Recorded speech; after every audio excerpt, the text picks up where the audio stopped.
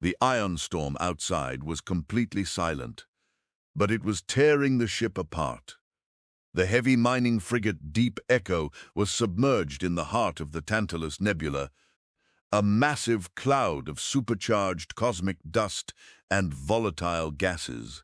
It was a notoriously dangerous sector, a graveyard of ships that had lost their way in the electromagnetic fog.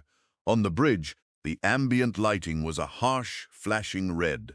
Captain Zoll, a four-armed cephalon with pale, translucent skin, was hyperventilating. His species was biologically integrated with their technology. They possessed neural jacks at the base of their skulls, linking their brains directly to the ship's telemetry, radar, and external sensors. To a cephalon, the ship was their body, the sensors were their eyes, and right now, Zoll was completely blind. Sensor arrays are dead.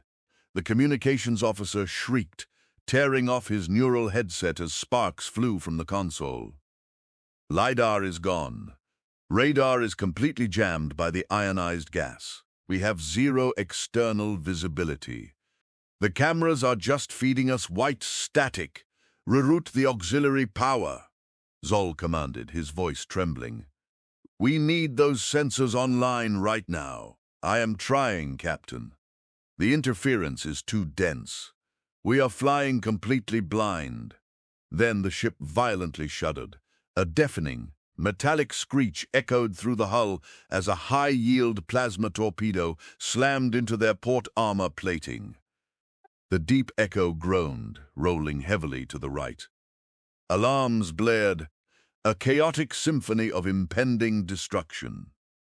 Port armor at 60%, the tactical officer yelled. Captain, we are taking fire. But I cannot track the trajectory. The targeting computers have no data. I don't know where it came from. They were being hunted. Pirates often used the Tantalus Nebula for ambushes. They ran stealth ships equipped with specialized dampeners, hiding in the thick, charged fog. They would disable a target's sensors with the ambient radiation and then pick them apart, piece by piece. Knowing the victim couldn't shoot back, another plasma torpedo slammed into the aft shielding. The bridge lights flickered and died, plunging them into near-absolute darkness, illuminated only by the frantic, dying sparks of short-circuiting consoles. We cannot fight back, Zoll whispered, sheer terror gripping his hearts. He slumped over his command console. If we cannot see them on the screens, we cannot lock on. If we cannot lock on, our defense cannons are useless. Broadcast the surrender codes. Tell them they can take the cargo. I can't, Captain, the comms officer cried. The antennae are sheared off. The signal isn't pushing through the fog. We are trapped in a sealed box with a killer. A heavy silence descended on the bridge, broken only by the rhythmic, terrifying sound of the hull groaning under the pressure of the nebula. The highly advanced alien crew huddled in the darkness, waiting for the killing blow. Cut the main engines. The voice was low, calm. It cut through the panic like a physical blade. Zoll turned his head. In the dim emergency lighting, he could barely make out the silhouette of Elias, the ship's human mechanic. Elias wasn't wired into the ship. He didn't have neural jacks. He was wearing a heavy, grease-stained jumpsuit, holding a massive hydraulic wrench. What did you say, human?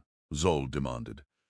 I said, cut the main engines, Elias repeated, stepping up to the tactical console and physically shoving the panicked alien officer out of the seat. Kill the life support fans. Kill the internal gravity plating. Turn off every piece of machinery on this ship that makes a sound. Are you insane? Zoll yelled. If we cut the engines, we are sitting ducks. We're already sitting ducks, Captain, Elias grunted. His hands moved across the physical analog override switches, manually shutting down the ship's internal systems. Their stealth tech is hiding them from your radar. The nebula is blinding your cameras. Your screens are useless, so stop looking at the screens. The low, constant thrum of the deep echo's main drive spooled down. The ambient hum of the ventilation fans spun to a halt. The artificial gravity died, leaving the crew floating slightly in their harnesses. The bridge fell into an absolute suffocating silence. It was a silence so profound it hurt the ears. The only sound was the jagged, terrified breathing of the alien crew. "Elias," Zol whispered into the darkness. "What are you doing?" Elias didn't answer. He unbuckled his heavy utility belt and let it float away. He unzipped his thick jumpsuit, stripping down to a thin undershirt. Then he dropped to his hands and knees. He floated down to the bare, cold metal of the deck plating. He pressed the palm of his right hand completely flat against the steel.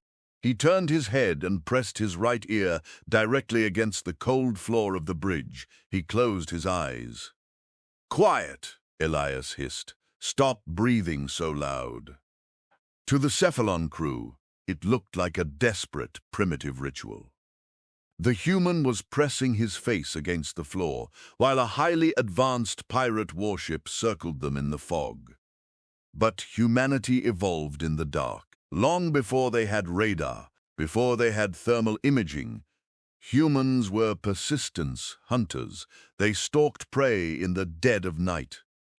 Their brains were hardwired with millions of years of evolutionary predatory geometry. A human didn't need a screen to understand a three-dimensional space. They had binocular vision, directional hearing, and a tactile nervous system designed to feel the slightest vibration of a snapping twig in a massive forest. In the vacuum of space, sound does not travel. But the deep echo was suspended in a dense, supercharged nebula. The gas was thick enough to carry kinetic energy. More importantly, sound travels through solid metal. Elias held his breath. He closed off his vision entirely, sinking his consciousness into the raw, physical, tactile feedback of the ship's hull. The deep echo was a tuning fork, and Elias was listening to the universe strike it. Nothing. Just the silence of his own heartbeat. Then a vibration. It was microscopic. A faint, rhythmic tremor transferring from the dense nebula gas, impacting the outer hull and traveling through the titanium skeleton of the ship directly into Elias's jawbone. Thrum. Thrum. Thrum. "There you are," Elias whispered. He didn't open his eyes. He kept his ear pressed to the deck. He reached his left hand up blindly, his fingers wrapping around the manual analog firing yoke for the ship's primary starboard mass driver. "Elias," the tactical officer whispered in terror, "you cannot manually aim a mass driver into a blind fog. The mathematical probability of a strike is 0.0001%. Elias ignored him. His brain was performing a symphony of subconscious calculations. The vibration was getting stronger, moving from the aft section toward the starboard bow. He could feel the frequency of the enemy's stealth engines. He could feel the mass of their ship pushing through the dense gas. He was building a three-dimensional model of the battlefield in his mind, entirely based on the physical resonance of cold steel. The enemy ship was circling, coming around for the killing blow. Elias slowly tracked the heavy manual firing yoke to the right.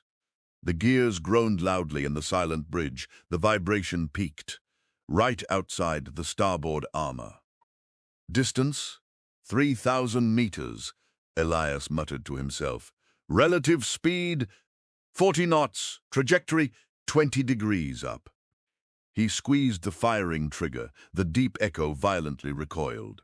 The massive starboard mass driver unleashed a solid tungsten slug into the blinding, thick fog of the nebula. For 3 agonizing seconds there was absolute silence. Then, a massive, shuddering shockwave slammed into the deep echo through the thick, cloudy viewport. A brilliant, blossoming sphere of bright orange fire illuminated the fog. The explosion was massive, ripping through the dense gas and lighting up the bridge of the mining frigate. Direct hit, Elias breathed, finally opening his eyes and pulling his face away from the deck. The alien crew stared at the burning wreckage outside the window in stunned, absolute disbelief. The enemy stealth ship, a vessel completely invisible to the most advanced sensors in the galaxy, had just been ripped in half. The tactical officer's jaw hung open. How? The targeting computers were offline. You had no telemetry. You had no trajectory prediction models. You just shot into the dark. Elias slowly pushed himself up off the deck, floating slightly in the zero gravity. He grabbed his heavy jumpsuit and pulled it back on, zipping it up with a sharp, metallic sound. Targeting computers don't know how to listen, Elias said, his voice returning to its normal, casual grumble. They just look for data. If you blind their eyes, they think the universe stops existing. Captain Zoll stared at the human, his forearms trembling. You felt their engines through the floor plating? You calculated a firing solution with your ear. Elias grabbed his heavy hydraulic wrench out of the air as it floated by. He looked at the alien captain, offering a tired, lopsided smirk. On Earth, Captain, the most dangerous predators don't hunt during the day. They hunt in the pitch black, and they never, ever miss. Elias turned and pushed himself off the bulkhead, floating toward the engine room doors. Now, Elias yelled back over his shoulder, turn the gravity back on. I've got a ruptured plasma conduit to weld before we all freeze to death. Captain Zoll slowly turned his gaze back to the burning wreckage outside the window. He touched the neural jack at the back of his neck, suddenly realizing how fragile it made him. To a cephalon, technology was survival, but to a human, technology was just a tool. And when the tools broke, the human became the weapon.